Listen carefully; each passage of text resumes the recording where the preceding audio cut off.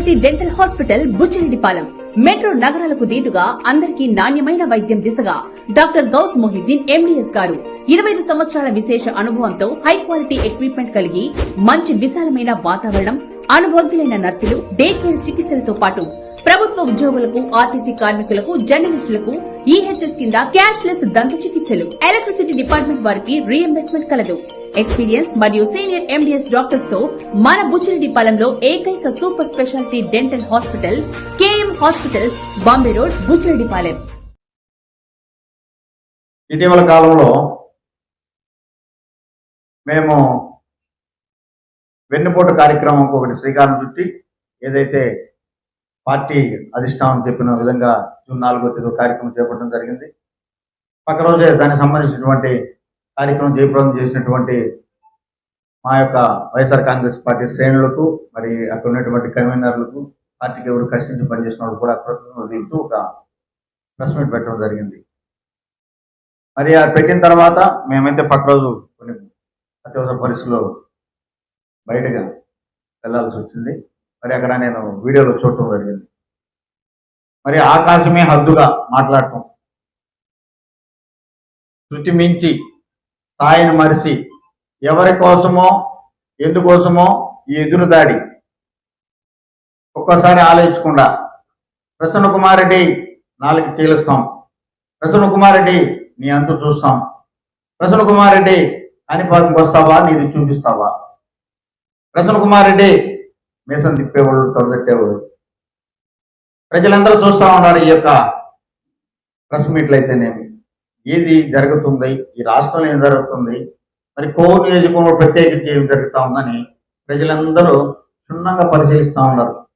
అది పాలకులు కూడా ఆలోచించాలి, ఏం జరుగుతుంది, ఎందుకు ఈ ప్రెస్ మీట్లు పెట్టిస్తున్నాం, ఈ యొక్క ప్రెస్ మీట్ల ద్వారా ఏమి రాబో రోజుల్లో ప్రజలకైతేనేమి, నాయకులకైతేనేమి ఏమి మనం మార్గదర్శకంగా ఉంటున్నాం అనేది ప్రతి ఒక్కరు కూడా పాలకులు గమనించాల్సి ఉంటుంది. మేము చెప్పిన విషయం ఏంటంటే, మా అధిష్టానం ఏది చెప్పిందో 4వ తేదీ వెన్నుపోటు దినంగా ప్రకటించారు. దాంట్లో భాగంగా కోవూరు నియోజకవర్గ విద్యార్థి మాజీ మంత్రివర్యులు గౌరవనీయులు నల్లపరెడ్డి ప్రసన్న కుమార్ గారి నేతృత్వంలో కోవూరు నియోజకవర్గంలో ఉన్నటువంటి అన్ని మండలాలకు సంబంధించినటువంటి కార్యకర్తలు, మరి అభిమానులు, స్థానిక సంస్థ ప్రజాప్రతినిధులు, ప్రజలు మరి వేలాది సంఖ్యలో పాల్గొని ఆ కార్యక్రమం జయప్రదం చేయడం జరిగింది. రాష్ట్ర వ్యాప్తంగా కూడా కదం దొక్కారు జనాలు. అంటే ప్రభుత్వానికి వ్యతిరేకంగా ప్రజలు బయట అడుగు పెట్టారు. ఈ యొక్క శుభ పరిణామంలో పక్క రోజు వచ్చేసి జరిగినటువంటి కార్యక్రమాన్ని కృతజ్ఞత తెలుపుతా కార్యక్రమంలో భాగంగా ఆ రోజు ప్రసన్న కుమార్ రెడ్డి గారు గౌరవ కోవూరు శాసనసభ్యులు శ్రీమతి వేమిరెడ్డి ప్రసాద్ రెడ్డి గారిని కొన్ని మాటలు సూచించడం జరిగింది.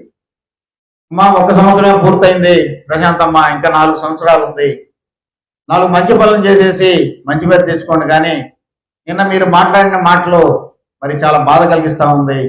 మీరు కానీ ఎంపీ గారు కానీ మీ వెనుకలో ఉన్నటువంటి ప్రతి ఒక్కరు కూడా మా పార్టీ నుంచి వచ్చినటువంటి వాళ్ళు కాదా, మీరందరూ వైఎస్ఆర్ పార్టీ నుంచి వచ్చిన వాళ్ళు కాదా, మరి మీరు వైఎస్ఆర్ కాంగ్రెస్ పార్టీ వెన్నుపోటు పడుతుంది, కానీ మరి వాళ్ళకి వెన్నుపోటు పొడిచేటువంటి దినం చేసేటువంటి కార్యక్రమం ఏళ్ళ నుంచి ఊరిపోయి మాట్లాడుతున్నాం. తల్లి కొద్దిగా మార్చుకొని మీ దగ్గర ఉన్న వాళ్ళ దగ్గర మా దగ్గర నుంచి వచ్చి రెమ్యునేషన్ తీసుకొచ్చిన వాళ్ళు కాదా అని చెప్పి అడగడం జరిగింది.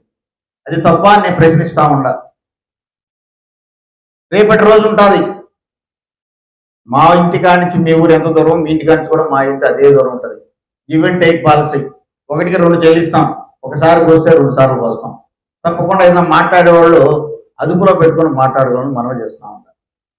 మేము చెప్పింది ఏం చెప్పినాం, మీ రాష్ట్ర పాలకులు ఏదైతే చెప్పినారో సంవత్సరం దాటిందమ్మా, రాష్ట్రంలో ఎన్నో 143 వాగ్దానాలు చేశారు. ఈ ఒక వాగ్దానం, ఒక పెన్షన్ తప్పితే, ఒక మత్స్యకార భరోసా తప్పితే ఏ ఒకటి మీరు వాగ్దానాలను ఫుల్ఫిల్ చేయలేదు. మా ద్వారా మా రాష్ట్ర ప్రభుత్వంలో మా అధినాయకత్వం, జిల్లా నాయకత్వం, నియోజకవర్గ నాయకత్వం ద్వారా మీకు అందరూ తెలియజేసేది ఏంటంటే, ఏదైతే పేద ప్రజలకు ఆశ చూపించి ఇన్ని వాగ్దానాలు చెప్పి వాగ్దానాల ద్వారా మీకు అందరికి సంక్షేమ పంపుతానని చెప్పేసి పంచుతామని అధికారం వచ్చి ప్రభుత్వం సంవత్సరం గడిచినా కానీ వీళ్ళ గురించి పట్టించుకోలేదనే కార్యక్రమానికి శ్రీకారం చుడితే మీ ఇష్టం వచ్చినట్టు మీరు మాట్లాడిస్తూ ఉంటారు. మరి ఈరోజు తల్లికి వందనం ఇప్పుడే స్టార్ట్ అయింది, కొంత భాగమే మొదలైంది. దీనికి కారణం ఏంటి? తల్లికి వందనం ఈ రోజు పడ్డదంటే వైఎస్ఆర్ కాంగ్రెస్ పార్టీ తొలి విజయాన్ని మనం చేసుకుంటా ఉన్నా. వైఎస్ఆర్ కాంగ్రెస్ పార్టీ ఈ రోజు ధర్నాలు జరిపినా, ప్రెస్ మీట్లు జరిపినా, నిరసనలు తెలిపినా కానీ ఏదైతే పేద ప్రజలకు ఇచ్చినటువంటి వాగ్దానాలను ఫుల్ఫిల్ చేయని ఉద్దేశంతో కానీ ప్రసన్న కుమార్ రెడ్డికో, చలపతికో, రాధాకృష్ణారెడ్డికో, మాకో, మా ఇంట్లో వాళ్ళకో మీ యొక్క పథకాలు కావాలని కాదు, ఒకసారి ఆలోచించాలి.